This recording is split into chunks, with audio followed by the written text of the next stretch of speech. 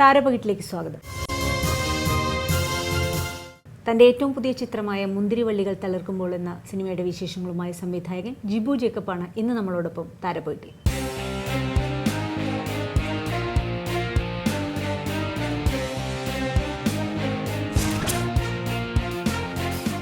നമസ്കാരം. സിനിമയുടെ റിലീസ് എന്ന് പറയുമ്പോൾ ഒപ്പം മനസ്സിലേക്ക് കൂടെ വരുന്നത് സമരവും കൂടെയാണ്. അതെ അതെ. എത്രത്തോളം ടെൻഷൻ ഉണ്ട്? വല്ലാത്ത ഒരു അവസ്ഥയിലാണ് ഇപ്പോൾ ഞങ്ങളുള്ളത്. കാര്യം നമുക്ക് ഓണം, വിഷു, ക്രിസ്മസ്, മലയാളികൾക്ക് സിനിമയില്ലാതെ എന്താ ആഘോഷം? അതെ അതെ. നമ്മൾ കറക്റ്റായിട്ട് ഫെസ്റ്റിവലിനായിട്ട് ക്രിസ്മസിന് വേണ്ടിയിട്ട് തയ്യാറാക്കി.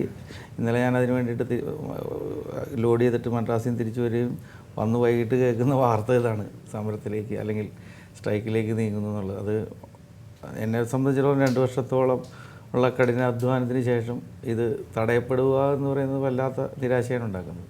ഇതിപ്പോൾ ചർച്ച പുരോഗമിക്കുന്നുണ്ട്. എന്താണ് ഇപ്പോഴത്തെ ഒരു അപ്ഡേറ്റഡ് സ്റ്റേറ്റസ് എന്ന് പറഞ്ഞാൽ? ചർച്ചകൾ നടക്കുന്നുണ്ട്, ഇപ്പോഴും അതിനുവേണ്ടിയുള്ള ശ്രമങ്ങളെല്ലാം നടക്കുന്നുണ്ട്. പക്ഷേ ഒന്നും പൂർണ്ണതയിലേക്ക് എത്തിയിട്ടില്ല ഇപ്പോഴും. റിലീസിന് ശേഷം 2ാമത്തെ ദിവസമാണ് ഞാൻ വെള്ളിമൂങ്ങ പോയി തിയേറ്ററിൽ കണ്ടത്. ഒരുപാട് സന്തോഷം തോന്നി. കാര്യം ഒരു പബ്ലിസിറ്റി ഇല്ലാതെ ഇന്ന് ഏത് സിനിമയ്ക്ക് പോവാമെന്ന് ഞാനും എൻ്റെ ഫ്രണ്ടും കൂടെ ഇങ്ങനെ ആലോചിച്ചാൽ എന്ന് നമുക്കൊന്ന് തിരുവനന്തപുരത്ത് ധന്യ പോവാം. ധന്യയിലോ രമ്യയിലോ എനിക്ക് ഓർമ്മയില്ല. പോയി കണ്ടപ്പോൾ ഈ സിനിമയെക്കുറിച്ച് അധികം ആരും കേട്ടില്ലല്ലോ, പറഞ്ഞു കേട്ടില്ലല്ലോ എന്നൊക്കെ തോന്നിപ്പോയി. പക്ഷേ മൗത്ത് പബ്ലിസിറ്റി ഏറ്റവും കൂടുതൽ വർക്കൗട്ടായ സിനിമ. എന്തുകൊണ്ടാണ് അന്ന് പബ്ലിസിറ്റി കുറഞ്ഞു പോയത്? പബ്ലിസിറ്റി കുറഞ്ഞു എന്ന് പറയാൻ എനിക്ക് പറ്റില്ല ഒരിക്കലും.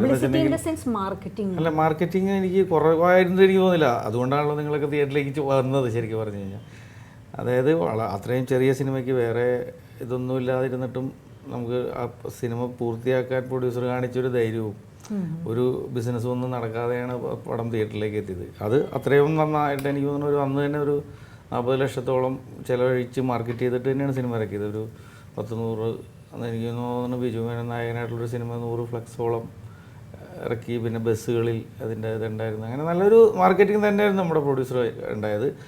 അതുകൊണ്ടാണ് അത്രയും പേരെങ്കിലും ആദ്യത്തെ ദിവസങ്ങളിൽ അല്ലെങ്കിൽ 2ാമത്തെ ദിവസങ്ങളിൽ എത്തിയത്. ശരിക്കും 3ാമത്തെ ദിവസമാണ് പടം ഒരു നല്ല ലെവലിലേക്ക് എത്തിയത്. ശരിക്കും വ്യാഴാഴ്ചയാണ് റിലീസ് ചെയ്തത്. സാധാരണ വ്യാഴാഴ്ചകളിൽ റിലീസ് ഉണ്ടാവാത്തതാണ് മലയാള സിനിമ. പക്ഷേ അന്ന് നമ്മുടെ പ്രൊഡ്യൂസറുടെ ഒരു ധൈര്യത്തിലാണ് അല്ലെങ്കിൽ ഒരു ഇതിൽ വ്യാഴാഴ്ച ഇറക്കുകയും വ്യാഴാഴ്ചയും വെള്ളിയാഴ്ചയും ശനിയാഴ്ചയും, ശരിക്കും ശനിയാഴ്ച വൈകിട്ടാണ് ശരിക്കും പടത്തിൽ അത്യാവശ്യം ആളുകൾ വന്ന് തുടങ്ങിയത്. ശനിയാഴ്ച സെക്കൻഡ് ഷോ ആണ് ഫുള്ളായി തുടങ്ങിയത് ശരിക്കും സിനിമ. പുതിയ സിനിമ എടുത്തു മാറ്റുക, അത് ആദ്യത്തെ അജണ്ട. അല്ലെങ്കിൽ ഏറ്റവും പുതിയ സിനിമയ്ക്ക് ഇതാണ് തിയേറ്റേഴ്സിൻ്റെ ഒരു നടപ്പിലാക്കുന്നത്. ആ സമയത്ത് എങ്ങനെ എത്രത്തോളം ഫൈറ്റ് ചെയ്യേണ്ടി വന്നോ തിരിച്ചു പിടിക്കാനും അത് എക്സ്റ്റെൻഡ് ചെയ്യാനും ഒക്കെ? അല്ല, അത് അങ്ങനത്തെ ഒരു സിനിമ ആയതുകൊണ്ട്, വലിയ ബഹളങ്ങളും ഇല്ലാത്തൊരു സിനിമ ആയതുകൊണ്ട് അങ്ങനെയുള്ള ചില എഗ്രിമെൻറ്റുകളിലാണ് സിനിമ തിയേറ്ററിലേക്ക് കൊടുക്കുന്നത് നമ്മുടെ പ്രൊഡ്യൂസർ. അത് പ്രൊഡ്യൂസർക്കാണ് അതിൻ്റെ ഒരു ഫുൾ മെറിറ്റ് ശരിക്കും പറഞ്ഞു കഴിഞ്ഞാൽ. ആ സിനിമ നല്ല രീതിയിൽ മാർക്കറ്റ് ചെയ്യാൻ സാധിച്ചു എന്ന് തന്നെ. ഇപ്പം നിങ്ങൾ പറയും കുറവായിരുന്നു എന്ന് പറയുമ്പോഴും ഞാനത് നല്ല രീതിയിൽ മാർക്കറ്റ് ചെയ്ത്, അല്ലെങ്കിൽ എൻ്റെ പ്രൊഡ്യൂസർ നല്ല രീതിയിൽ മാർക്കറ്റ് ചെയ്തു എന്ന് തന്നെയാണ് എൻ്റെ വിശ്വാസം. അത് തീർച്ചയായിട്ടും അണിയറിൽ നിൽക്കുന്ന പോലെ ജനങ്ങൾക്കറിയില്ല. നമ്മുടെ അടുത്ത് എത്തുമ്പോഴാണ് നമ്മളത് എത്തരത്തിലായിരുന്നു. അല്ല, അത് വേറൊരു കുഴപ്പം കൂടിയുണ്ട്. മീഡിയാസ് ശരിക്കും പറഞ്ഞു കഴിഞ്ഞാൽ അന്ന് എനിക്ക് ഏറ്റവും കൂടുതൽ വിഷമം തോന്നിയാണ് മീഡിയാസ് ശരിക്കും വെള്ളിമൂങ്ങി അകറ്റി നിർത്തിയിരിക്കുകയാണ്. ശരിക്കും പറഞ്ഞാൽ ലൊക്കേഷനിൽ പോലും ഒരു അന്നത്തെ ലീഡിങ് ചാനലോ അല്ലെങ്കിൽ ഒരു ചാനലുകളും ലൊക്കേഷൻ റിപ്പോർട്ടിനോ ഒന്നിനും വന്നിട്ടില്ല. ശരിക്കും ആ വിഷമം മനസ്സിലാക്കിയിട്ടാണ് ഞാൻ റിലീസിന് മുമ്പേ ജിബു ജേക്കബിന്റെ വിശേഷങ്ങളുമായിട്ട് താരപ്പെട്ടു. അല്ല, അത് ശരിക്കും പറഞ്ഞു കഴിഞ്ഞാൽ നമ്മൾ ശരിക്കും ഒരു ഒഴിച്ചു മാറ്റി നിർത്തിയൊരവസ്ഥയിലായിരുന്നു ആ സിനിമയുടെ ഇത്. പിന്നെ ശരിക്കും പറഞ്ഞു കഴിഞ്ഞാൽ അത് അതിൻ്റെ ഫേസ്ബുക്കിലും അതിൻ്റെ റിവ്യൂസും എല്ലാം വന്നതിന് ശേഷമാണ് പിന്നെ മീഡിയാസൊക്കെ വന്നു തുടങ്ങിയത് ശരിക്കും നമ്മളിലേക്ക്. അതിൽ വളരെ കുറച്ച് മീഡിയകൾ മാത്രമേ നമുക്ക് ആദ്യത്തെ 2 ദിവസങ്ങളിൽ മാർക്കറ്റിങ്ങിന് കൂടെ നിന്നുള്ളൂ. കൃത്യമായൊരു രാഷ്ട്രീയം പറയുന്ന സിനിമ മാത്രമല്ല, സമകാലീന രാഷ്ട്രീയവും പുതികാൽവെട്ടും എന്താ പറയണ്ട ഒരുപാട് കാര്യങ്ങൾ നമുക്ക് റിലേറ്റ് ചെയ്യാൻ പറ്റുന്ന നല്ലൊരു കഥയായിരുന്നു. ട്വിസ്റ്റും ക്ലൈമാക്സും ഒക്കെ ഉള്ള ഒരു സിനിമ. എത്രത്തോളം ആ സിനിമയുടെ പുറകിൽ എത്ര കാലം ചെലവഴിച്ചു? ഏതാണ്ട് ഒരു വർഷത്തിന് മേലെ ഞങ്ങളതിൽ വർക്ക് ചെയ്തിട്ടുണ്ട്. ഞാനും ജോജി, എൻ്റെ സ്ക്രിപ്റ്റ് റൈറ്റർ ജോജി. ഏതാണ്ട് 1 വർഷം. ജോജി എനിക്ക് വേണ്ടിയല്ല സിനിമ ആ കഥയുമായിട്ട് വന്നത്. ഏതെങ്കിലും ഒരു സംവിധായകനപ്പം ഞാൻ ക്യാമറമാനായിട്ട് വർക്ക് ചെയ്യുന്നതുകൊണ്ട് ഏതെങ്കിലും ഒരു സംവിധായകനെ പരിചയപ്പെടുത്താൻ വേണ്ടിയിട്ടാണ് എൻ്റെ അടുത്ത് വന്ന് കഥ പറയുന്നത്. പക്ഷേ ആ കഥ പറയുമ്പോൾ അല്ലെങ്കിൽ അത് പറയുമ്പോൾ എനിക്ക് ഈ ക്യാരക്ടർ എന്നെ വല്ലാണ്ട് ആകർഷിച്ചു. അങ്ങനത്തെ ഒരു ക്യാരക്ടർ മലയാളത്തിൽ ഇതുവരെ വന്നിട്ടില്ല ശരിക്കും പറഞ്ഞു കഴിഞ്ഞാൽ. അങ്ങനത്തെ ഒരു ചെറിയ രാഷ്ട്രീയ പാർട്ടിയുടെ ദേശീയ നേതാവ് എന്നൊക്കെ പറയുന്ന ഒരു ക്യാരക്ടർ ഇതുവരെ വന്നില്ല. പിന്നെ അത് മാത്രമല്ല അതിൽ ആ സിനിമയിലുടനീളം ഒരു കോമഡിയും അതും ഒരു സിറ്റുവേഷൻ ഡിമാൻഡ് ചെയ്യുന്ന തരത്തിൽ ഒട്ടും അധികമാവാതെ അതിപ്രസരമില്ലാത്ത ഒരു നല്ല കഥ പറഞ്ഞു പോകുന്ന ഒരു സിനിമ. അതെ അതെ. അല്ല, അതിൻ്റെ ഒരു തിരക്കഥാകൃത്തിന് അതിൻ്റെതായ ഒരു സ്ഥാനമുണ്ട് ആ സിനിമയിൽ. ശരിക്കും പറഞ്ഞാൽ കൈയടക്കത്തോടെ ചെയ്യുന്ന നല്ല നല്ല ഡയലോഗ്സുകൾ, പിന്നെ കൃത്യമായിട്ടുള്ള ഒരു ബാക്ക്ഗ്രൗണ്ട്, ഒരു ബാക്ക് ഡ്രോപ്പ്, മലയോര ഗ്രാമം കൃത്യമായിട്ട് അത് പ്ലേസ് ചെയ്തിട്ടുണ്ട്. അതോടൊപ്പം തന്നെ എൻ്റെ കൂടെ വർക്ക് ചെയ്യുന്ന എല്ലാവർക്കും അതിൽ എൻ്റെ ആ ടീമിനാണ് അതിൻ്റെ ഒരു ഫുൾ ക്രെഡിറ്റ്. ഞങ്ങൾ കൂട്ടായ ചർച്ചകളിലൂടെയും അല്ലെങ്കിൽ നന്നായിട്ട് എഡിറ്റ് ചെയ്തതിന് ശേഷമാണ് സിനിമ. ശരിക്കും പറഞ്ഞു കഴിഞ്ഞാൽ എനിക്കിപ്പോഴും പറയാൻ പറ്റും 2:14 നമ്മൾ ഫസ്റ്റ് എഡിറ്റഡ് സിനിമ. അതിൽ നിന്ന് നമ്മൾ ആകെ കളഞ്ഞിരിക്കുന്ന ഒരു 7 മിനിറ്റാണ്. 2:07 നമ്മൾ കാണുന്ന സിനിമ. അത്രേ എഡിറ്റ് ചെയ്യപ്പെട്ടിട്ടുള്ളൂ ആ സിനിമ. അത്രയ്ക്ക് കൃത്യമായിട്ടുള്ള സ്ക്രിപ്റ്റ് നമ്മൾ എഡിറ്റ് ചെയ്തിട്ട് തന്നെ നമ്മൾ ബഡ്ജറ്റ് കുറയ്ക്കാൻ വേണ്ടിയിട്ട് കൃത്യമായി നിന്ന് എഡിറ്റ് ചെയ്തപ്പോൾ എനിക്ക് ഷൂട്ടിങ് അവസാനത്തിലേക്ക് കിടക്കുമ്പോൾ ഞാൻ വിചാരിച്ചിരുന്നത് 2 മണിക്കൂർ ഉണ്ടാവില്ല എന്നാണ് വിചാരിച്ചിരുന്നത്. അത്രയ്ക്ക് പേടിയുണ്ടായിരുന്നു നമുക്ക്. എന്നാൽ പോലും അത് കൃത്യമായിരുന്നു എന്നുള്ളത് എന്നെ സന്തോഷിപ്പിക്കുന്നു വല്ലാണ്ട്. വെള്ളിമൂങ്ങ ഒരു തികഞ്ഞ ഗ്രാമാന്തരീക്ഷമായിരുന്നു. പുതിയ സിനിമ കോഴിക്കോടാണ് ഷൂട്ട് ചെയ്തത്. എന്തുകൊണ്ടാണ് കോഴിക്കോട് തിരഞ്ഞെടുത്തത്? കോഴിക്കോട് തിരഞ്ഞെടുക്കാനുള്ള നമ്മൾ അതിൽ ഉലഹന്നാൻ എന്ന് പറഞ്ഞ കേന്ദ്ര കഥാപാത്രത്തിൻ്റെയും അല്ലെങ്കിൽ ആനിയമ്മയുടെയും വീട് നമ്മുടെ മനസ്സിൽ കണ്ടിരുന്നത് ഒരു ഗവൺമെൻറ് കോളനി, ഗവൺമെൻറ് ഹൗസിംഗ് കോളനിയാണ്. അത് നമുക്ക് ഷൂട്ട് ചെയ്യാനുള്ളൊരു സൗകര്യവും പിന്നെ വിഷ്വൽ നമ്മൾ മനസ്സിലുദ്ദേശിക്കുന്ന ഒരു വിഷ്വൽ അവിടെയാണ്. നമ്മൾ കേരള മുഴുവനും നമ്മൾ സഞ്ചരിച്ച് അവിടെയാണ് അങ്ങനത്തെ ഒരു നമ്മുടെ മനസ്സിലുള്ളൊരു കോളനി കണ്ടെത്തിയത്. അതാണ് നമ്മൾ കോഴിക്കോട് ഷൂട്ടിംഗ് തിരഞ്ഞെടുക്കാനുള്ള കാരണം. എന്താണ് പുതിയ സിനിമയുടെ ഒരു ത്രെഡ് എന്ന് ചോദിച്ചാൽ? കാര്യം സിനിമ വരുന്നേ ഉള്ളൂ, ജനങ്ങൾക്കും ആകാംക്ഷ ഉണ്ടായിരിക്കും. കാര്യം നമ്മൾ ഗൃഹാതുരത ഫീൽ ചെയ്യുന്ന, ശരിക്കും നൊസ്റ്റാൾജിക്കാവും ലാലേട്ടനെയും മീനയും കൂടെ ഒന്നിച്ച് കാണുമ്പോൾ ഒരുപാട് കണ്ട ജോഡികളാണ്. നമ്മുടെ സിനിമ പറയുന്നത് കല്യാണം കഴിഞ്ഞ് വർഷങ്ങളായി കുട്ടികളൊക്കെ ആയിക്കഴിഞ്ഞ് പ്രണയം നഷ്ടപ്പെട്ട ഒരവസ്ഥയിലാണ് പല കുടുംബങ്ങളിലും. അവരുടെ അല്ലെങ്കിൽ അയാളുടെ നഷ്ടപ്പെട്ട പ്രണയം തിരിച്ചു പിടിക്കുന്നതാണ് നമ്മുടെ സിനിമ. ശരിക്കും പറഞ്ഞു പ്രണയത്തിലൂടെ നന്നായി ജീവിക്കാൻ പറ്റൂ എന്ന് കാണിക്കുന്നൊരു സിനിമയാണ് എത്രത്തോളം സ്വന്തം ലൈഫിൽ ഇത് പ്രാക്ടിക്കലാക്കിയിട്ടുണ്ട്? ഉറപ്പായിട്ടും. എൻ്റെ വൈഫ് ഇപ്പോഴും നിങ്ങൾ തന്നെയാണ് ഇതെന്നാണ് എൻ്റെ അടുത്ത് വൈഫ് പറയുന്നത്. ഞാൻ എൻ്റെ വൈഫിൻ്റെ അടുത്ത് കഥകളൊക്കെ പറയുമ്പോഴൊക്കെ ഇത് നിങ്ങളാണ്, ഇതിൽ ഉലഹന്നാൻ നിങ്ങൾ കൂടിയാണ്. അപ്പോൾ സിന്ധുരാജിൻ്റെ അടുത്തും സിന്ധുരാജിൻ്റെ ഭാര്യ അത് തന്നെ പറയുന്നത്. ശരിക്കും പറഞ്ഞു കഴിഞ്ഞാൽ അപ്പോൾ റൊമാൻറ്റിക് ആയിട്ടുള്ള ഒരു ഡയറക്ടറും റൊമാൻറ്റിക് ആയിട്ടുള്ള ഒരു എഴുത്തുകാരനും കൂടി റൊമാൻറ്റിക് ആവണമെന്നാണ് ഈ സിനിമ പഠിപ്പിക്കുന്നത്. അല്ലാണ്ട് അത് റൊമാൻറ്റിക് അല്ല. നമ്മളിപ്പോൾ ഉലഹന്നാൻ്റെ പ്രസൻറ്റ് ജീവിതമാണ് നമ്മളുടെ എല്ലാ ജീവിതം എന്നാണ് ഭാര്യമാർ പറയുന്നത്. എനിക്ക് തോന്നുന്നു നമ്മൾ പഴയ കണ്ട മീനയുടെ ഒരു വീട്ടമ്മയിൽ ഉള്ള ഒരു വേറൊരു രൂപമാണ്. കുറച്ച് പ്ലം വേർഷനൊക്കെ ആയിട്ടാണ് മീന. എന്നാലും ഡാൻസും പാട്ടും ഒക്കെ ഞാൻ പല പാട്ടുകളിലൊക്കെ കാണുകയും ചെയ്തു. മീന മതി എന്ന് തീരുമാനിക്കാനുള്ളൊരു കാരണം? അല്ല, ഞാൻ ശരിക്കും പറഞ്ഞാൽ മീനയ്ക്ക് വേണ്ടിയിട്ടുള്ളൊരു സെഷൻസൊക്കെ പ്രൊഡ്യൂസറുടെ ഭാഗത്തു നിന്നൊക്കെ ഉണ്ടായപ്പോഴും ഞാൻ മീന അവിടെ നിൽക്കട്ടെ, നമുക്കൊരു ഇതുണ്ടല്ലോ, മീനയ്ക്ക് പകരം നമുക്ക് വേറൊരു ജോഡി ആലോചിക്കാം അല്ലെങ്കിൽ വേറെ പുതിയൊരാളെ നോക്കാമെന്നുള്ള രീതിയിലൊക്കെ ഞങ്ങൾ പല അന്വേഷണങ്ങളൊക്കെ നടത്തിയെങ്കിലും അതിലേക്ക് എത്തുന്നില്ല. ശരിക്കും പറഞ്ഞാൽ അങ്ങനെ ഒരു നായിക നമുക്ക് ലാലേട്ടൻ്റെ ഒരു ഭാര്യയായിട്ട് പറ്റിയൊരു നായിക നമുക്ക് സാധിക്കുന്നില്ല. പിന്നെ അത് കഴിഞ്ഞ് ഞാൻ ആലോചിച്ച് കഴിഞ്ഞപ്പോൾ ഇനി നമ്മൾ കഷ്ടപ്പെട്ട് ഇതെല്ലാം വന്നുകൊണ്ട് അവർക്ക് ശരിക്കും അതുപോലുള്ളൊരു കെമിസ്ട്രി കിട്ടണമെന്നില്ല. ഇവർ തമ്മിലുള്ള പോലത്തെ ഒരു കെമിസ്ട്രി കിട്ടുന്നത്. ഇത്രയും നല്ല ജോഡികളാണ്, അവരിത്രയും പടങ്ങൾ ഹിറ്റാക്കിയിട്ടുണ്ട്. അവരുടെ അവർക്ക് തമ്മിലുള്ളൊരു കെമിസ്ട്രി ഉണ്ടല്ലോ, അത് കിട്ടണമെന്നില്ല ചിലപ്പോൾ വേറൊരാൾ വന്നു കഴിഞ്ഞാൽ. അങ്ങനെയാണ് ഞാൻ വീണ്ടും മീനയിലേക്ക് തന്നെ വന്നത്. അത് നന്നായി എന്ന് തന്നെയാണ് എൻ്റെ വിശ്വാസം. ഇപ്പോൾ അത് അത്രയും നന്നായിട്ട് മീനയ്ക്ക് മാത്രമേ അത് ചെയ്യാൻ പറ്റുള്ളൂ എന്ന് ഞാൻ വിശ്വസിക്കുന്നു. ആരൊക്കെയാണ് മീന, ലാലേട്ടൻ അല്ലാതെ സിനിമയിൽ? പിന്നെ അനൂപ് മേനോൻ, ഒരു നല്ല കഥാപാത്രം അനൂപ് മേനോൻ്റെ ഭാര്യയായിട്ട് സൃന്ദ, പിന്നെ അലൻസിയർ, ഷാജോൺ, സുരാജ്, സുധീർ കരമന, ബിന്ദു പണിക്കർ, അങ്ങനെ നിറയെ നല്ല കാസ്റ്റിംഗാണ്. നല്ല ഈ സിനിമയുടെ മ്യൂസിക് ഡയറക്ടേഴ്സ് എന്ന് പറയുന്നത് എം ജയചന്ദ്രൻ 2 പാട്ടുകൾ, ചേട്ടൻ 2 പാട്ടുകൾ ചെയ്തിട്ടുണ്ട്, ബിജുപാൽ 2 പാട്ടുകൾ ചെയ്തിട്ടുണ്ട്. ബാക്ക്ഗ്രൗണ്ട് സ്കോർ ബിജുപാലാണ് ചെയ്തിരിക്കുന്നത്. പാട്ടുകൾ നമ്മൾ ടി വിയിലൊക്കെ കണ്ടു തുടങ്ങി. എങ്ങനെയുണ്ട് പാട്ടിൻ്റെ ഒരു ഫീഡ്ബാക്കും ഒക്കെ? പാട്ട് ഇപ്പോൾ നമ്മളിപ്പോൾ ഇതുവരേക്കും ഏതാണ്ട് 10 ലക്ഷത്തോളം ആൾക്കാർ കണ്ടു കഴിഞ്ഞു. ഒറ്റപ്പാട്ടേ നമ്മൾ വീഡിയോ ഇറക്കിയിട്ടുള്ളൂ. ലാലേട്ടൻ ചുണ്ടൻവള്ളത്തിൽ പോകുന്നൊരു ഇടയ്ക്ക് ഡാൻസും ഒക്കെ ഞാനും ശ്രദ്ധിച്ചു. മീനയും ലാലേട്ടനും കൂടെ ഉള്ള അതാണ് നമ്മളിപ്പോൾ ആദ്യം റിലീസ് ചെയ്തിരിക്കുന്നത്. അതിന് നല്ല ഒരു ഇതാണ് കിട്ടിയിരിക്കുന്നത്. നല്ല വ്യൂവർഷിപ്പ് ഇത്ര ദിവസം കൊണ്ട് 3 ദിവസം കൊണ്ടോ 4 ദിവസം കൊണ്ടോ 10 ലക്ഷം ആൾക്കാർ കണ്ടു കഴിഞ്ഞു.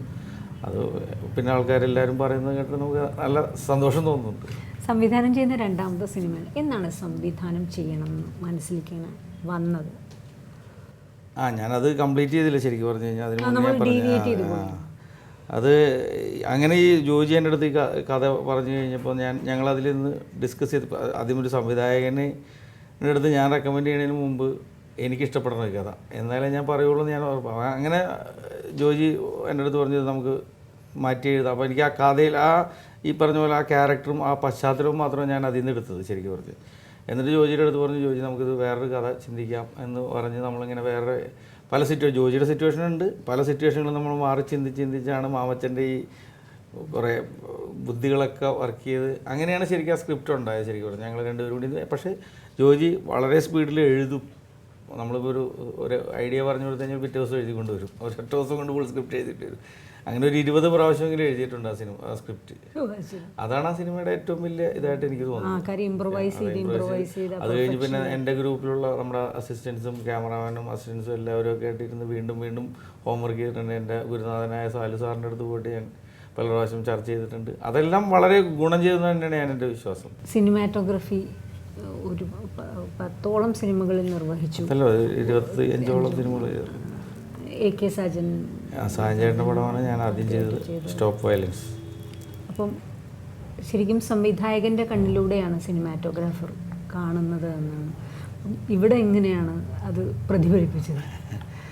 അല്ല, സംവിധായകൻ്റെ കണ്ണ് തന്നെയാണ് സിനിമാറ്റോഗ്രാഫർ എന്ന് പറയുന്നത്. സിനിമ സംവിധായകനെ എങ്ങനെ കാണുന്നു എന്ന് സിനിമാറ്റോഗ്രാഫർ കാണിച്ചു കൊടുക്കുന്നു. അതാണ് സിനിമയുടെ അവർ തമ്മിലുള്ള ഒരു ഭാര്യ ഭർത്താവ് ബന്ധം വേണമെങ്കിൽ ഞാൻ പറയാം. അങ്ങനെയായിരിക്കും സിനിമ വർക്ക് ചെയ്യുമ്പോൾ. ഇതിലെനിക്കൊരു എൻ്റെ 2 സിനിമകളിൽ എൻ്റെ ഒരു ഗുണം എൻ്റെ കൂടെ വർക്ക് ചെയ്തത് തന്നെയാണ് എൻ്റെ സിനിമാറ്റോഗ്രാഫർമാരായി നിന്നിട്ടുള്ളത്. ഞാനും എൻ്റെ കൂടെ ആദ്യ സിനിമ വർക്ക് ചെയ്തത് സാലു സാറിൻ്റെ കൂടെ ഞങ്ങൾ ഒരുമിച്ചായിരുന്നു. എൻ്റെ അസിസ്റ്റൻ്റായിട്ടായിരുന്നു വിഷ്ണു ഉണ്ടായിരുന്നു. അപ്പോൾ ഞാൻ പറയുന്നതെല്ലാം പെട്ടെന്ന് വിഷ്ണുവിന് മനസ്സിലാവും, വിഷ്ണു പറയുന്നത് എനിക്കും പെട്ടെന്ന് മനസ്സിലാവും. അങ്ങനെയാണ് വിഷ്ണുവിലേക്ക് നമ്മൾ വന്നത്. വിഷ്ണു വളരെ നന്നായിട്ട് ആ സിനിമയുടെ ഒരു ഹൈ റേഞ്ചിൻ്റെ ഒരു ഇത് നന്നായിട്ട് ചെയ്യാനും പറ്റി. ഞാൻ വിചാരിച്ചതിനേലും നന്നായിട്ട് വിഷ്ണു ചെയ്തിട്ടുണ്ട്. അതുപോലെ ഈ സിനിമയിലേക്ക് വരുമ്പോൾ എൻ്റെ കൂടെ അസിസ്റ്റൻ്റായിട്ട് തുടങ്ങിയ ആളാണ് പ്രമോദ്. ഒരു പടം ചെയ്തിട്ടുണ്ട്, പോളിടെക്നിക് എന്ന് പറയുന്നത്. പ്രമോദ് എനിക്കെന്ത് വേണമെന്ന് പ്രമോദിന് നന്നായിട്ട് അറിയാം. അപ്പോൾ അതുകൊണ്ട് എൻ്റെ കാര്യങ്ങൾ വളരെ എളുപ്പമാണ്. പുതിയൊരാളല്ല, 10-20 ഒരു കമ്മ്യൂണിക്കേഷൻ ഗ്യാപ്പ് ഇല്ലാതെ കൂടെ നിന്ന് എനിക്ക് എന്ത് വേണമെങ്കിലും പറയാം, അവന് എന്ത് വേണമെങ്കിലും എന്നോടും പറയാം.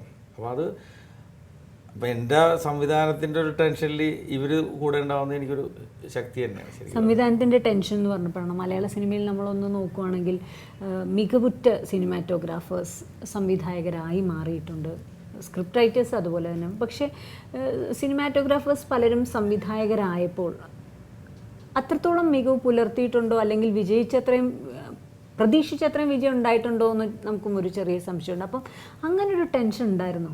അല്ല, ടെൻഷൻ ഓട്ടോമാറ്റിക്കലി ഉണ്ടല്ലോ. നമ്മളിപ്പോൾ ഞാൻ പറഞ്ഞില്ല, ഇപ്പോഴും നമ്മൾ മുന്തിരിവള്ളികൾ നമ്മൾ തീർത്ത് വെച്ചിട്ട് അതിൻ്റെ ഇതിലേക്ക് ടെൻഷനായിട്ട് ഇരിക്കുമ്പോഴാണ് നമ്മൾ ഈ ഇടുത്തി പോലെ ഈ വാർത്ത വന്നത്.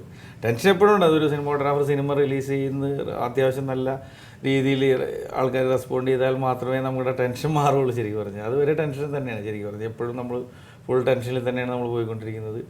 സിനിമ റിലീസ് ചെയ്ത് അതൊരു വിജയമാവുന്നവരെ നമുക്ക് ആ ടെൻഷൻ ഉണ്ടാവും. അങ്ങനെയാണ് ഈ വാർത്ത നമ്മൾ കേൾക്കുമ്പോൾ. അപ്പോൾ നമുക്ക് കൂടുതൽ ടെൻഷനായി, ഇനിയിപ്പോൾ എന്നാണ് ഇതിൻ്റെ റിലീസ്. അങ്ങനെ ഒരു വല്ലാത്തൊരവസ്ഥയിലാണ് നമ്മളിപ്പോൾ. ശരിക്കും ഒരു പ്രതിസന്ധി എന്ന് പറയുന്നത് ഇതെങ്ങനെ പരിഹരിക്കുമെന്നാണ് കാര്യം. ഈ ഒരു വളരെ ആക്റ്റീവായി നിൽക്കുന്ന ഒരു സിനിമാ പ്രവർത്തകൻ എന്ന രീതിയിൽ ഇത് എങ്ങനെ കാണും? അല്ല, ഇത് ശരിക്കും പറഞ്ഞു കഴിഞ്ഞാൽ ഇത് നമ്മളുടെ സിനിമ അല്ലെങ്കിൽ സിനിമ നിർമ്മിക്കുന്നവരുടെയും വിതരണക്കാരുടെയും തിയേറ്റർ ഉടമകളുടെയും മാത്രം പ്രശ്നമാണ് ഇതെല്ലാം. ഇത് സാധാരണ ജനങ്ങളിലേക്കോ അല്ലെങ്കിൽ സാധാരണ അവരുടെ വിഹിതത്തിൻ്റെ ഒരു തർക്കമാണ്. അത് ശരിക്കും പറഞ്ഞു കഴിഞ്ഞാൽ അത് അവരൊരുമിച്ചിരുന്ന് തിയേറ്ററൊന്നും നിർത്താതെ ഒരുമിച്ചിരുന്ന് ചർച്ച ചെയ്ത് അവസാനിപ്പിക്കേണ്ട ഒരു വിഷയമാണ്.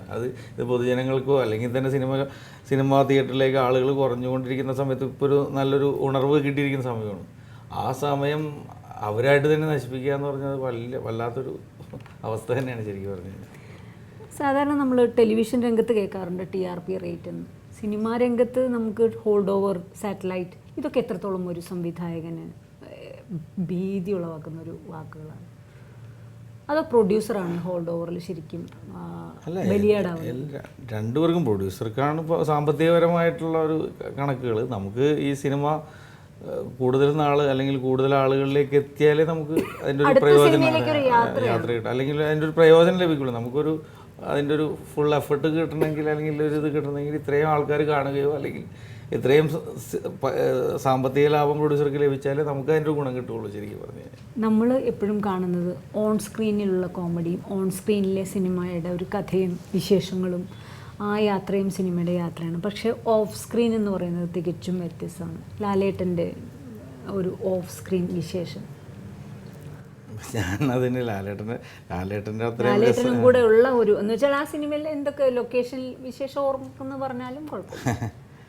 ലാലേട്ടൻ്റെ കൂടെ വർക്ക് ചെയ്യുന്ന ഓരോ നിമിഷവും നമുക്ക് ഏറ്റവും കൂടുതൽ കോമഡികളും അല്ലെങ്കിൽ എല്ലാവരെയും രസിപ്പിച്ചിട്ട് മുന്നോട്ട് കൊണ്ടുവന്ന ടെക്നീഷ്യന്മാരായാലും കൂടെയുള്ള ആർട്ടിസ്റ്റുകളായാലും വളരെ രസകരമായിരുന്ന ഒരു 56 ദിവസമാണ് ഞങ്ങൾ കടന്നുപോയത് ശരിക്കും പറഞ്ഞു. ലാലേട്ടൻ കാണുന്ന ഷോ ആണ്, മുഴുവൻ പറഞ്ഞില്ലല്ലോ എന്ന് ലാലേട്ടൻ വിചാരിക്കും. അല്ല, ഞാനത് ഒരു പ്രത്യേക ഇൻസിഡൻ്റ് എടുത്ത് പറയാനുള്ളൊരു ഇതുകൊണ്ടാണ്. നമ്മൾ ഓരോ ദിവസവും അല്ലെങ്കിൽ ഓരോ ഇതും നമുക്ക് ഭയങ്കര രസമാണ്. ഇപ്പോൾ പുലിമുരുകൻ്റെ റിലീസിൻ്റെ സമയത്ത് ശരിക്കും ഞങ്ങൾ ഷിംലയിലായിരുന്നു. അവിടെ ലാലേട്ടനെ കാണാൻ വരുന്ന ആൾക്കാരുടെ അപ്പോൾ ഞാൻ വിചാരിച്ചതെല്ലാം മലയാളികളാണെന്ന്. പക്ഷേ മലയാളികൾ ആരും ഉണ്ടായിരുന്നില്ല ശരിക്കും പറഞ്ഞു കഴിഞ്ഞാൽ. അവിടെ വന്നിട്ടും അവിടെ നമുക്ക് ഷൂട്ടിംഗ് നടത്താൻ പറ്റാത്തൊരവസ്ഥകളൊക്കെ പോലെ ഉണ്ടായത് ലാലേട്ടൻ്റെ കൂടെ ആളുകൾ കൂടിയിട്ട്. അപ്പോൾ അതൊക്കെ ഒരു വലിയൊരു അനുഭവമാണ്. നമുക്ക് എവിടെ ചെന്നാലും ലാലേട്ടനെ തിരിച്ചറിയുന്നു. ലോകത്തിൻ്റെ എവിടെ ചെന്നാലും ലാലേട്ടൻ്റെ കൂടെ ആളുകൾ കൂടുന്നു, ആളുകൾ ഫോട്ടോ എടുക്കാനും. പക്ഷേ എല്ലാത്തിനും പുള്ളി യാതൊരു ബുദ്ധിമുട്ടുമില്ല, ആരുടെ കൂടെ നിന്ന് ഫോട്ടോ എടുക്കാനും തയ്യാറാണ്. അങ്ങനത്തെ ഒരു ക്യാരക്ടർ, അത് ഇത്രയും ഉന്നതിയിലേക്ക് ഒരു ക്യാരക്ടർ അങ്ങനെ എല്ലാം ചെയ്യും. നമ്മുടെ കൂടെ നമ്മുടെ തോളത്തോട്ട് നമ്മുടെ കൂടെ ഇരുന്ന് ഭക്ഷണം കഴിക്കുകയും അതൊരു വലിയ കാര്യം തന്നെയാണ്. എനിക്ക് കിട്ടിയ ഞാൻ പറഞ്ഞില്ല, ഏറ്റവും മലയാളത്തിലെ സിനിമായുഗത്തിലെ ഏറ്റവും നല്ലൊരു അവസരം, അല്ലെ ഏറ്റവും നല്ല അവിസ്മരണീയ മുഹൂർത്തങ്ങളിലൂടെയാണ് ഞാനിപ്പോൾ പോയിക്കൊണ്ടിരിക്കുന്നത് ശരിക്കും പറഞ്ഞു കഴിഞ്ഞാൽ. എല്ലാത്തിനും ഒരു ഈ സിനിമയാണ് നമ്മുടെ എൻ്റെ നാട്ടിലെ ഞാറക്കൽ മജസ്റ്റിക് എന്ന് പറഞ്ഞ തിയേറ്ററിൽ ഈ സിനിമയാണ് റിലീസായിട്ട് വെച്ചിരിക്കുന്നത്. ഞാൻ സിനിമ കണ്ട് പഠിച്ചാലേ കണ്ട് വളർന്ന ആ തിയേറ്ററിൽ തന്നെ എൻ്റെ സിനിമ റിലീസ് ചെയ്യാന്ന് പറഞ്ഞ വലിയൊരു കാര്യമാണ്. അതാണ് ഞാൻ പറഞ്ഞത്, എൻ്റെ ഏറ്റവും നല്ല സിനിമാ മുഹൂർത്തങ്ങളിലൂടെയാണ് ഞാനിപ്പോൾ പോയിക്കൊണ്ടിരിക്കുന്നത്. അതിൻ്റെ ഒരു സന്തോഷം പറഞ്ഞറിയിക്കാതെ വയ്യ. മലയാളത്തിലെ പ്രഗത്ഭ നടനാണ് ലാലേട്ടൻ. ഒരു സിനിമ കഴിഞ്ഞ് അടുത്ത സിനിമയിലേക്കുള്ള യാത്ര സൂപ്പർ ഹിറ്റ്. എനിവേ എപ്പോഴും തിരക്കുള്ള ഒരു നടനാണ്. ആദ്യത്തെ ഡിസ്കഷനൊക്കെ എപ്പോഴായിരുന്നു ഈ സിനിമയുടെ? ഈ സിനിമയിലേക്ക് ഞാൻ ശരിക്കും പറഞ്ഞാൽ മൂന്നാമതായിട്ടാണ് ഞാൻ വരുന്നത് ശരിക്കും പറഞ്ഞാൽ. ഇതിൻ്റെ പ്രൊഡ്യൂസർ ആദ്യം ലാലേട്ടൻ വെച്ചൊരു സിനിമ ചെയ്യണമെന്ന് തീരുമാനിക്കുകയും അവർ തമ്മിലുള്ളൊരു ഇത് ഉണ്ടാകുന്നതിന് ശേഷം അവരുടെ കഥയന്വേഷണത്തിലെ ഒടുവിലാണ് സിന്ധുരാജിലേക്ക് എത്തിയത് ശരിക്കും പറഞ്ഞാൽ. സിന്ധുരാജ് ഈ VJ ജെയിംസ് എന്ന് പറഞ്ഞ പ്രണയോപനിഷത്ത് എന്ന് പറഞ്ഞൊരു കഥയുടെ ഒരു ബേസ് എടുത്തിട്ടാണ് ഈ സിനിമ ചെയ്തിരിക്കുന്നത്. അത് അവരുടെ അടുത്ത് പങ്കുവയ്ക്കുകയും അവരത് ലാലേട്ടൻ്റെ അടുത്തേക്ക് പ്രൊസീഡ് ചെയ്തതിന് ശേഷമാണ് അവർ സംവിധായകനെക്കുറിച്ച് അന്വേഷിച്ചത് ശരിക്കും പറഞ്ഞു കഴിഞ്ഞാൽ. അതിനാണ് ഞാൻ പറഞ്ഞത്, ഇപ്പോഴും ഞാൻ പല ഇൻ്റർവ്യൂകളും പറഞ്ഞത് എനിക്ക് വെള്ളിമൂക്ക് കിട്ടിയ ഒരു ഓസ്കാർ അവാർഡാണെന്ന് വേണമെങ്കിൽ പറയാം ഈ സിനിമ. വെള്ളിമൂക്ക് കിട്ടിയ ഒരു അംഗീകാരം തന്നെയാണല്ലോ ഈ സിനിമ. അതുകൊണ്ട് അപ്പോൾ അതിൽ എനിക്ക് അത് എന്നെ തേടി ഞാൻ സാധാരണ ലാലേട്ടൻ്റെ പടം ചെയ്യാൻ വേണ്ടി ഓരോ ഡയറക്ടർമാരും പല കഥകളും എനിക്കതൊന്നും വേണ്ടി വന്നിട്ടില്ല. എന്നെ ലാലേട്ടൻ വിളിക്കുക അല്ലെങ്കിൽ അവർ വിളിക്കുകയാണ് ചെയ്തത് ശരിക്കും ഈ പ്രോജക്റ്റിലേക്ക്. അത് വെള്ളിമൂക്ക് തന്നൊരു ഭാഗ്യമായിട്ട് തന്നെ ഞാൻ കാണുന്നത്. വെള്ളിമൂങ്ങ തന്നൊരു ഭാഗ്യമാണ് ഈ സിനിമയിൽ എത്തിക്കുന്നത്. പക്ഷെ ആദ്യമായിട്ട് സിനിമയിൽ എത്താൻ വേണ്ടി എത്രത്തോളം പ്രയത്നിച്ചു? എങ്ങനെ ആ ഒരു മൊമെന്റ്? ഞാൻ സിനിമയിലേക്ക് എത്താൻ ശരിക്കും പറഞ്ഞു കഴിഞ്ഞാൽ അധികം എഫർട്ട് എടുത്തിട്ടില്ല. എപ്പോഴും ഭാഗ്യം പിന്തുണച്ചിട്ടുണ്ട്. സിനിമയിൽ ഞാൻ എൻ്റെ നാട്ടുകാരനായ ഒരു ജേക്കബ് എന്ന് പറഞ്ഞ ഒരാൾ വഴിയാണ് ഞാൻ സാലു ജോർജ് എന്ന് പറഞ്ഞ ക്യാമറാൻ്റെ അടുത്തേക്ക് എത്തുന്നത്. അവിടെ എത്തിക്കഴിഞ്ഞ് കഴിഞ്ഞപ്പോൾ എനിക്ക് ശരിക്കും പറഞ്ഞാൽ ഒരു വലിയ സ്കൂളായിരുന്നു. സാലു ജോർജ് എന്ന് പറഞ്ഞ ക്യാമറമാൻ എന്ന് പറഞ്ഞാൽ ശരിക്കും പറഞ്ഞു കഴിഞ്ഞാൽ നല്ല ഡിസിപ്ലിനും അതോടൊപ്പം നമ്മളെയൊക്കെ ഭയങ്കരമായിട്ട് വരച്ച വരയിൽ ശരിക്കും ഒരു സ്കൂൾ പോലെ തന്നെയായിരുന്നു. ശരി, വലിയ നല്ലൊരു സ്കൂൾ തന്നെയായിരുന്നു എനിക്ക് കിട്ടിയത്. ആവശ്യമില്ലാത്തൊരു ഇതും ചെയ്യാൻ പാടില്ല, കൃത്യമായിട്ട് എല്ലാ കാര്യങ്ങളും ശ്രദ്ധിച്ചോളണം, മാർക്ക് അത് അങ്ങനെ എല്ലാ കാര്യങ്ങളും നമ്മൾ കൃത്യമായിട്ട്. എൻ്റെ സിനിമാ ജീവിതത്തിൻ്റെ ഏറ്റവും വലിയൊരു, അല്ലെങ്കിൽ ഇപ്പോഴും ഞാൻ ഏറ്റവും വലിയൊരു കാര്യമായിട്ടാണ് പുള്ളിയുടെ കൂടെ വർക്ക് ചെയ്ത ഒരു 10, 40, 55 സിനിമകളാണ്. ഞാൻ സാലിസാറിൻ്റെ അടുത്ത് വരുമ്പോൾ സാലിസാറായിരുന്നു അന്നത്തെ ഏറ്റവും ബിസി ആയിട്ടുള്ള ക്യാമറ. അന്ന് 10 സിനിമകളും 11 സിനിമകളും സാർ ഒരു വർഷം ചെയ്യുമായിരുന്നു. അങ്ങനെ ഒരു 3 വർഷം കൊണ്ട് തന്നെ ഞാൻ 30ഓളം സിനിമകൾ ചെയ്തു. അതൊരു വലിയ കാര്യമായിട്ട് നിറയെ ഡയറക്ടേഴ്സ്, മലയാളത്തിൽ അന്നത്തെ ഏറ്റവും നല്ല ഡയറക്ടേഴ്സ് മറ്റേ തെങ്കാശിപ്പട്ടണം, പറക്കുന്തളി, അങ്ങനെ കുറേ ഹിറ്റുകൾ പുള്ളിയിലൂടെ നമുക്ക് ചെയ്യാൻ ഭാഗ്യമുണ്ട്. അത് തന്നെയാണ് എൻ്റെ സിനിമയുടെ എൻ്റെ ഒരു ബാക്ക് ഡ്രോപ്പ്. അത് തന്നെ ശരിക്കും പറഞ്ഞു കഴിഞ്ഞാൽ അതൊരു വലിയ ഇത് തന്നെയാണ്. ഞാൻ അതിന് പുള്ളീനോടും അല്ലെങ്കിൽ എന്നോട് എത്തിച്ച ആളോടും ഭയങ്കര നന്ദിയുള്ളതാണ്. അതുകൊണ്ട് നമ്മളെ ഈ വിധത്തിൽ എന്നെ പരുവപ്പെടുത്തിയത് സാലു സാറ് തന്നെയെന്ന് പറയാം. Cinema company, Shakespeare M A Malayalam, ദേ ഇങ്ങോട്ട് നോക്കി, അങ്ങനെ ഒത്തിരി സിനിമകൾ. ഒരു സിനിമാറ്റോഗ്രാഫർ എന്നുള്ള നിലയ്ക്ക് ഒരു സിനിമയുടെ വിജയം എത്രത്തോളം ബാധിക്കും ആ കരിയറിനെ? എങ്ങനെയാണ് അത് നോക്കിക്കാണുന്നത്? സിനിമാറ്റോഗ്രാഫർക്കായാലും ആർക്കായാലും, സിനിമയിൽ വർക്ക് ചെയ്യുന്ന ആർക്കായാലും, സിനിമ നന്നായിട്ട് ഓടിയാൽ അല്ലെങ്കിൽ കൊമേഴ്ഷ്യൽ സിനിമയിൽ വർക്ക് ചെയ്യുമ്പോൾ അത് നന്നായിട്ട് ജനങ്ങളിലേക്ക് എത്തിയാൽ തന്നെ അതിൻ്റെ ഒരു വിജയം അവരുടെ കരിയറിലും ഉണ്ടാവുമെന്ന് വിശ്വസിക്കുന്ന ആളാണ് ഞാൻ. എനിക്കും എൻ്റെ 1-2 സിനിമകൾ നല്ല ഓടിയ സമയമായിരുന്നു എൻ്റെ ഏറ്റവും നല്ല സമയം എന്ന് പറഞ്ഞാൽ. ഇപ്പോൾ ഷേക്സ്പിയർ എം എ മലയാളം അല്ലെങ്കിൽ അങ്ങനത്തെ 2-3 സിനിമകളാണ്. തസ്കരവീരൻ, അങ്ങനത്തെ സിനിമകൾ വരുമ്പോഴും നമ്മൾ രാഷ്ട്രം ഒക്കെ അങ്ങനത്തെ സിനിമകൾ വന്നാൽ, അല്ലെങ്കിൽ ഓടുന്ന സിനിമകൾ ഉണ്ടായാലേ നമുക്ക് നമ്മുടെ കരിയറിലും കൂടുതൽ വർക്കുകളും അല്ലെങ്കിൽ കൂടുതൽ നല്ല വർക്കുകളൊക്കെ ചെയ്യാൻ പറ്റുള്ളൂ ഉറപ്പായിട്ടും. സിനിമാറ്റോഗ്രാഫർ എന്ന് പറയുമ്പോൾ ശരിക്കും പറഞ്ഞാൽ ആ കണ്ണിലൂടെയാണ് ലൊക്കേഷൻ. ഞങ്ങൾ കാണുന്ന സീനെല്ലാം കാണുന്നത്, ആദ്യമായി കാണുന്നത് സിനിമാറ്റോഗ്രാഫറാണ്. കേരളത്തിലുടനീളം സഞ്ചരിച്ചിട്ടുണ്ട്. മനസ്സിനെ ആകർഷിച്ച ഒരു ലൊക്കേഷൻ എന്ന് പറയുന്നത് അതിൻ്റെ ഒരു പ്രത്യേകത. ഏറ്റവും ഇഷ്ടപ്പെട്ട ഒരു ലൊക്കേഷൻ ഏതായിരുന്നു? എനിക്ക് ഏറ്റവും ഇഷ്ടപ്പെട്ട ലൊക്കേഷൻ പാലക്കാട് തന്നെയാണ്. പാലക്കാട്ടുകാരി എന്നുള്ള രീതിയിൽ ഞാൻ അഭിമാനിക്കുന്നു. പാലക്കാട് ഒരു പ്രത്യേക രീതിയിലുള്ള ഭൂപ്രദേശങ്ങളും പ്രത്യേക രീതിയിലുള്ള ഒരു നല്ല മനുഷ്യരും നല്ല മനുഷ്യരുണ്ട് ശരിക്കും. നല്ല മനുഷ്യരുണ്ട്. വളരെ എനിക്ക് മീശമാധവനിൽ അല്ലെങ്കിൽ ഇപ്പോൾ ഞാൻ ഒരുവൻ എന്ന് പറഞ്ഞൊരു സിനിമ ചെയ്തിട്ടുണ്ട് പാലക്കാട്. എനിക്ക് ഭയങ്കര ഇഷ്ടപ്പെട്ട, എൻ്റെ സിനിമാറ്റോഗ്രാഫിയിൽ ഇഷ്ടപ്പെട്ട സിനിമകളിൽ ഒരു സിനിമയാണ് ഒരുവൻ എന്ന് പറഞ്ഞിട്ട്. പടം കാര്യമായിട്ട് ബോക്സ് ഓഫീസിൽ ഓടിയില്ലെങ്കിൽ പോലും എനിക്ക് എൻ്റെ മനസ്സിൽ ചേർത്ത് വയ്ക്കുന്ന ഒരു സിനിമകളിലൊന്നാണ് ഒരുവൻ. അത് പാലക്കാടാണ് ഷൂട്ട് ചെയ്തത്. എനിക്ക് വളരെയധികം ഇഷ്ടപ്പെട്ട ഒരു ലൊക്കേഷനാണ് പാലക്കാട്. മുഴുവൻ സിനിമയും കോഴിക്കോട് തന്നെ ആയിരുന്നു? അതോ ഒരു 85% കോഴിക്കോട് തന്നെയാണ്. മുന്തിരിവള്ളികൾ, ഒരു സോങ് പാലക്കാട്, അല്ല ആലപ്പുഴ, ഒരു സോങ് ഷിംല, പിന്നെ കുറച്ചൊരു 3-4 ദിവസം എറണാകുളം. മീനെ കൺവിൻസ് ചെയ്ത്, മീനെ അപ്രോച്ച് ചെയ്ത് ഈ ഒരു വിഷയം, മീനെ എടുത്ത് ഈ ഒരു സ്ക്രിപ്റ്റ് ആദ്യമായിട്ട് ഡിസ്കസ് ചെയ്തതൊക്കെ എപ്പോഴാണ്? ആദ്യം കഴിഞ്ഞ വർഷം ശരിക്കും പറഞ്ഞു കഴിഞ്ഞാൽ എനിക്ക് തോന്നുന്നു ഒക്ടോബറിലാണ്. മീനയുടെ മകള് ഒരു വിജയ് പടത്തിൽ അഭിനയിക്കുന്നുണ്ടായിരുന്നു. അപ്പോൾ ഗോവയിൽ ചെന്നിട്ടാണ് ഞാനും സിന്ധുരാജും കൂടി കഥ പറയുന്നത്. അപ്പോൾ ഒരു കഥ കേൾക്കും തോറും അവരിങ്ങനെ ചിരിച്ച് അത് പിന്നെ അവർക്ക് ചില നാണങ്ങളും എല്ലാം വന്നപ്പോൾ എന്നോട് ചോദിച്ചു അവസാനം ഇത്രയും റൊമാൻസൊക്കെ ചെയ്യണോ ഈ പ്രായത്തിൽ? അപ്പോൾ ഞാൻ ചോദിച്ചു അങ്ങനെ വലിയ നമ്മൾ വൾഗറായിട്ടുള്ള കാര്യങ്ങളൊന്നും ഉണ്ടാവില്ല, അങ്ങനെ ഒരു ഗ്യാരണ്ടി എല്ലാം കൊടുത്തതിന് ശേഷമാണ്. പക്ഷെ അതുപോലെ തന്നെ അവർ ഭയങ്കര ഹാപ്പിയാണ്. സിനിമ കണ്ടതിന് ശേഷം ഭയങ്കര ഹാപ്പിയാണ് അവർ വളരെ ഈസി ആയിട്ട് കൺവിൻസ് ചെയ്യാൻ പറ്റും. അത്രയും നല്ലൊരു കഥ തന്നെ ആയതുകൊണ്ടാണ് അതിൻ്റെ ഒരു ഗുണം ഉണ്ടായത്. ശരിക്കും പറഞ്ഞാൽ നല്ല എനിക്കും ഇഷ്ടപ്പെട്ടു. അതുപോലെ തന്നെ അവർ കേട്ടവരെല്ലാവരും ഇഷ്ടപ്പെട്ടു. അത് തന്നെയാണ് സിനിമയുടെ ഒരു ഗുണമായിട്ട് ഞാൻ കാണുന്നത്. പാട്ട് കാണുമ്പോൾ പാട്ടിനോടൊപ്പം നമ്മൾ നോക്കുമ്പം ലാലേട്ടൻ, മീന നല്ല മൂമെൻറ്റ്സ്, കുറച്ച് ഡാൻസ് ഉണ്ട് രണ്ടുപേരും കൂടെ, അതും ഈ പ്രായത്ത്. അതിൽ ആരായിരുന്നു കൊറിയോഗ്രാഫർ? അത് പ്രസന്ന മാഷാണ് ആ സിനിമയുടെ ആ സോങ്ങിൻ്റെ കൊറിയോഗ്രാഫർ.